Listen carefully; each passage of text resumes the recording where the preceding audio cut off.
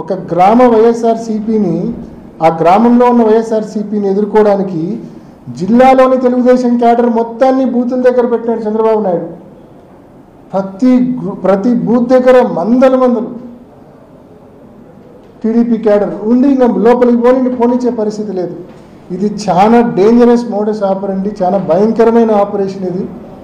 కాబట్టి తప్పకుండా ఈరోజు పులివెందుల్లో ఈ ఆపరేషన్ చంద్రబాబు నాయుడు గారు చేసినారు. రేపు మరొక చోట చేసి ప్రజాస్వామ్యాన్ని పూర్తిగా కూని చేసే పరిస్థితి ఉంది. కాబట్టి ఇక్కడ జరిగిన నష్టం మరొక చోట జరగకూడదు. ఇక్కడ కూని అయిన ప్రజాస్వామ్యం మరొక చోట కూని కాకూడదు.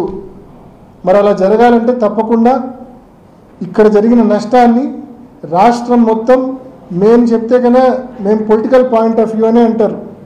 అదే మీరు న్యూట్రల్గా సర్వే చేసి చెప్తే కన్నా దానికి మోర్ యాక్సెప్టెన్స్ ఉంటుంది.